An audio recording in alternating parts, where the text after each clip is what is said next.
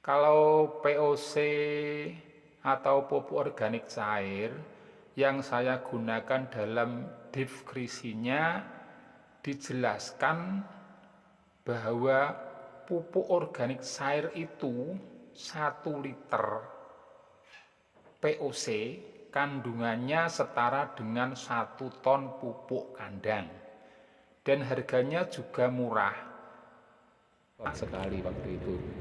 Kemudian saya pelajari, saya cari, ternyata hawar daun atau kresek itu obatnya bukan fungisida tapi bakterisida, seperti itu.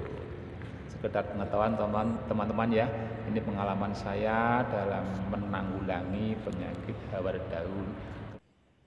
Assalamualaikum warahmatullahi wabarakatuh. Oke teman-teman, bos-bosku semuanya, selamat jumpa lagi dengan Sangu Loro Channel bersama Mas Warsito. Oke, pada kali ini Sangu Loro Channel akan membahas tentang pertanian. Sebelum kita lanjut membahas, saya doakan semuanya panjang umur, sehat selalu, murah rezeki, dan dimudahkan urusannya oleh Allah di dunia dan di akhirat. Amin, amin, ya rabbal alamin. Teman-teman petani semuanya dimanapun berada, kita bercocok tanam di zaman modern ini tidak bisa lepas dari penggunaan yang namanya kimia. Tanaman biar subur, kita menggunakan pupuk kimia. Untuk menanggulangi segala jenis penyakit pengganggu tanaman, kita menggunakan obat kimia. Ada pestisida, bakterisida, fungisida, bahkan menanggulangi segala jenis rumput pun kita gunakan kimia atau herbisida. Memang sih dengan kimia pekerjaan petani yang berat jadi ringan, pekerjaan yang harusnya lama jadi cepat. Namun di balik itu semua juga ada sisi negatifnya. Tentunya karena dengan diaplikasikan kimia itu, ibarat orang lewat pasti meninggalkan jejak. Ibarat orang makan pasti ada sisa.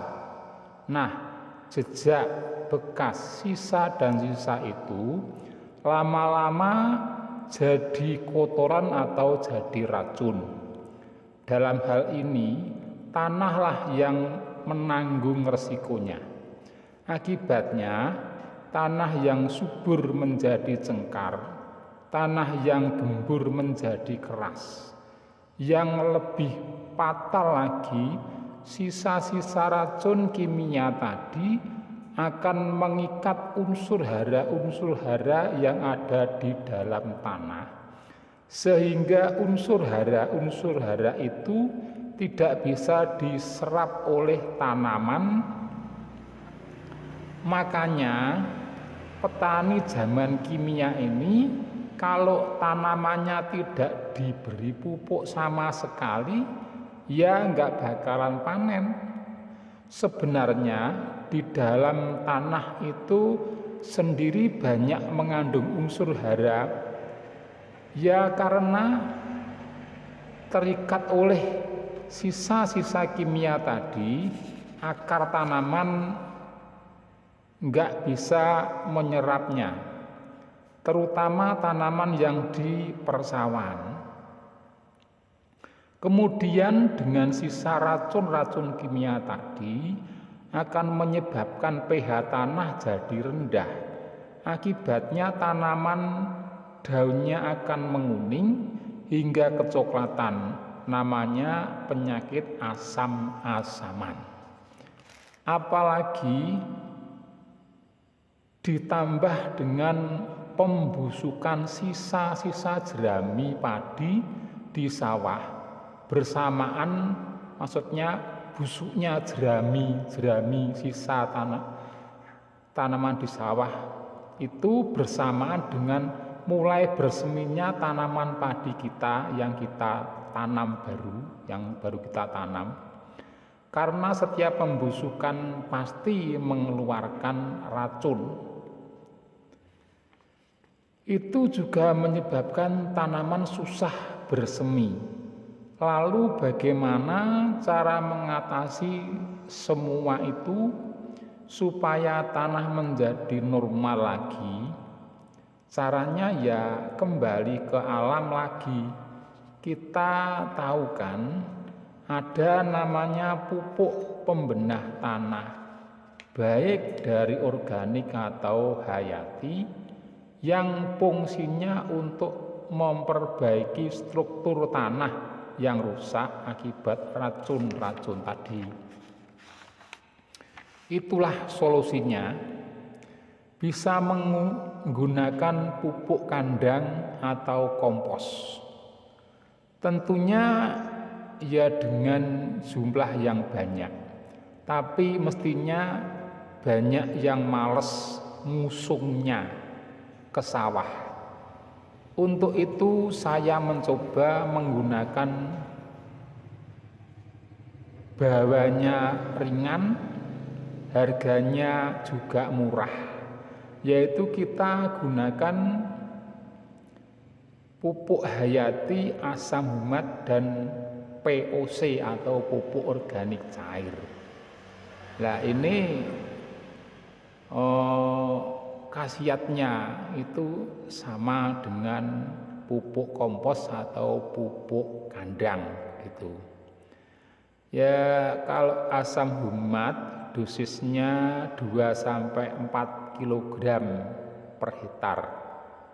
Khasiatnya antara lain bisa meningkatkan kapasitas tukar kation atau KTK, menetralkan racun-racun dalam tanah, menormalkan pH tanah, dan masih banyak lagi. Kalau POC atau pupuk organik cair yang saya gunakan dalam deskripsinya dijelaskan bahwa pupuk organik cair itu 1 liter POC kandungannya setara dengan 1 ton pupuk kandang dan harganya juga murah. Asam humat 1 kilogram sekitar 30.000 sampai 40.000 rupiah. Jadi kalau 4 kilo ya sekitar, kalau 40.000 ya 160.000, itu sudah cukup, sudah luar biasa, sudah banyak. Kalau POC yang saya gunakan 500 ml harganya 35 sampai 40.000 rupiah. Jadi 500 ml itu setengah liter itu. Jadi kalau kita menggunakan 1 liter ya kalau 40.000 ya sekitar 80.000, itu khasiatnya kandungannya setara 1 ton pupuk kandang itu. Cara aplikasinya, asam humat saya campurkan dengan pupuk tabur, pemupukan pertama, yaitu urea dan ponska, sebanyak 4 kg per hektar. Kalau pupuk organik cair saya semprotkan dosis, ya betulnya terserah sih, tapi saya menggunakan dosis 1 hektarnya 2 liter. Umur aplikasi, jadi dalam mengaplikasikan VOC atau asam umat itu ya kalau bisa seawal mungkin karena itu bersifat organik atau hayati, jadi tidak ada lebih awal lebih baik gitu. Dan hasilnya sangat bagus. Dan itu saya lakukan setiap musim tanam atau saya lakukan terus menerus setiap saya. Jadi semusim cuma sekali nyemprotnya atau asam umatnya ya cuma sekali aja cukup. Itulah karena saya memang sangat suka bereksperimen atau mencoba. Kita punya mutu, kalau kita tak mau mencoba, takkan pernah berhasil. Dan saya tidak akan menyesali sebuah kegagalan, tapi menyesali karena kita nggak pernah mencobanya gitu. Jadi kalau segala sesuatu kalau kita nggak mencoba kan kita tidak bisa merasakan. Kalau kita tidak mencoba kan kita tidak bisa menikmati hasilnya, pahit atau manis begitu. Makanya dalam hal ini itulah moto hidup saya. Jadi sebuah kegagalan itu bukan suatu kerugian tapi keberhasilan yang masih tertunda, karena setelah gagal kita masih terus mencoba terus. Jadi kita jangan putus asa sekali gagal gitu, supaya hidup kita itu banyak pengetahuan, banyak pengalaman. Jadi teori belajar saya itu di samping membaca memang kita harus mencoba. Jadi jangan cuma teori tapi kita harus dipraktekkan dalam mencoba sesuatu itu. Demikianlah teman-teman tani semuanya, ulasan kami di depan itu kami anggap sangatlah penting dalam kita bertani, terutama bercocok tanam di sawah atau bercocok tanam padi. Karena selama ini mungkin banyak kita petani yang tidak menyadari bahwa yang kita lakukan setiap musim tanam, kita menggunakan serba kimia. Apalagi kadang-kadang kita menggunakan dosisnya terlalu tinggi, terlalu over. Itu sangat akan cepat merusak struktur tanah kita gitu. Makanya dengan kita tidak menyadari dan kalau kita tidak menyadari berarti kan kita tidak akan mau membenahi begitu. Jadi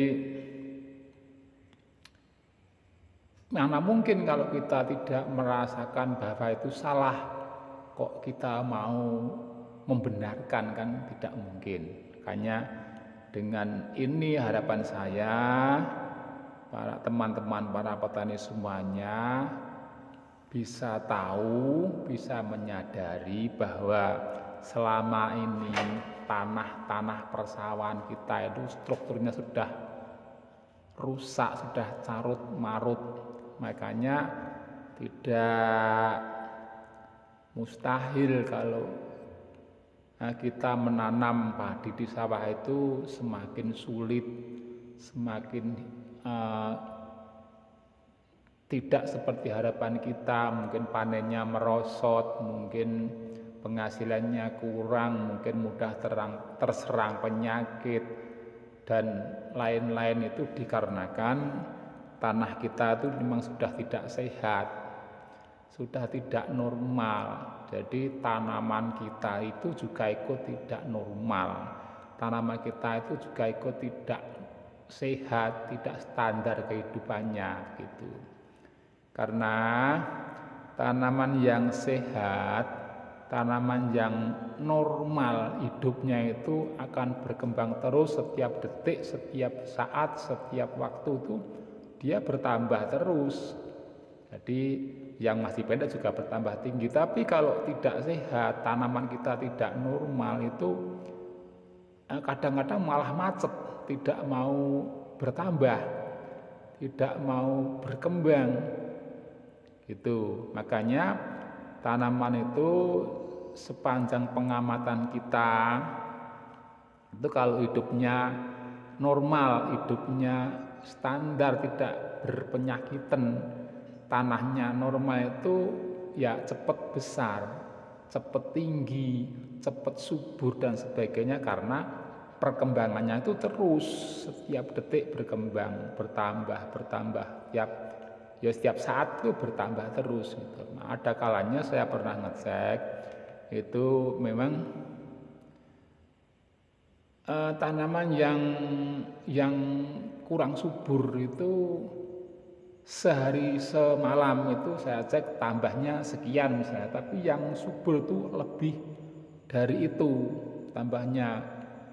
Oleh karena itu bisa kita simpulkan bahwa kalau kita mempunyai tanaman yang sehat, mempunyai tanaman yang hidupnya normal, itu kita pandang juga menyenangkan, warnanya segar, pertumbuhannya bagus, rimbun, rindang dan sebagainya. Misalnya kayak padi yang kita pandang ini juga padi saya, tanaman saya ini baru berumur 10 hari setelah tanam. Jadi kemarin 5 hari saya pupuk pakai pupuk urea dan Ponska, kita campuri ini setengah hektar, kita kasih asam humat 2 kg.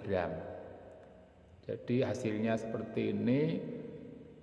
Yang biasanya dulu itu sawah ini sering macet, padinya tidak mau berkembang dan sering asam-asaman, tapi saat ini normal hidupnya, langsung hijau, langsung berkembang. Ini baru 10 hari sudah ada yang mulai yang bertunas atau beranak. Ini padi ini bisa kita lihat daunnya bisa terlihat agak melengkung-melengkung normal. Ini yang saya tanam adalah jenis padi sunggal. Nah, kalau ini musim kemarau, kalau sunggal itu memang kelemahannya mudah terserang jamur, belas, dorok, bercak merah dan juga mudah terserang penyakit kresek. Teman-teman, sedikit menambah bahwa kelihatannya penyakit kresek sama penyakit belas itu ya kalau nggak salah itu kayak sama serangannya, daunnya itu mengering, coklat langsung mengering gitu, tapi itu jenis penyakitnya tidak sama. Kalau belas itu jenis penyakitnya adalah kungi, adalah jamur. Tapi kalau hawar daun itu jenis penyakitnya adalah bakterisida. Makanya saya dengan pengalaman saya kemarin, tanaman saya terserang oleh hawar daun. Waktu itu saya belum tahu, belum melajari. Saya semprot pakai fungisida sampai 3 kali, tidak apa-apa, tidak ada reaksi, tidak ada perkembangan. Nah, sehingga panen saya merosot sekali waktu itu. Kemudian saya pelajari, saya cari, ternyata hawar daun atau kresek itu obatnya bukan fungisida tapi bakterisida, seperti itu. Sekedar pengetahuan teman-teman ya, ini pengalaman saya dalam menanggulangi penyakit hawar daun, terutama di padi sunggal seperti yang saya tanam ini sunggal. Yang kemarin itu juga yang terserang hawar daun atau kresek itu juga sunggal. Waktu itu merosot sekitar hasilnya merosot sekitar 1,5 ton karena hawar daun menyerangnya itu pas padi bunting sudah mau keluar maleh, itu terserang sampai 2 minggu saya belum menemukan obatnya karena saya semprot pakai fungisida. Sekali semprot saya tunggu 3-4 hari tidak ada perkembangan, saya semprot lagi dengan fungisida yang lain mereknya gitu, tidak ada perkembangan. Akhirnya saya cari, oh ternyata obatnya bukan fungisida, hawar daun itu obatnya adalah bakterisida. Seperti itu teman-teman ya. Carilah bakterisida yang sistemik kalau nyemprot hawar daun itu, karena kalau semacam kontak itu kurang menyasar. Kalau sistemik kan kita semprotkan kena sebagian itu akan merambat, tapi kalau kontak, kalau yang tidak kita semprot tidak kena obatnya ya enggak apa-apa. Padahal kalau padi sudah besar kan daunnya rimbun, yang di bawah yang di dekat pangkal tidak akan kesemprot seperti itu. Demikian teman-teman petani semuanya, semoga bisa bermanfaat dan harapan kami bisa teman-teman bisa sukses, kita bisa mau mencoba, akhirnya akan bisa merasakan hasilnya pahit atau manis gitu. Cukup sekian dari saya, banyak kekurangan saya menyampaikan hal ini. Saya mohon maaf yang sebesar-besarnya. Jangan lupa tolong di subscribe ya, ditonton dan di subscribe, like dan loncengnya, kalau perlu komen. Oke, terima kasih. Wassalamualaikum warahmatullahi wabarakatuh.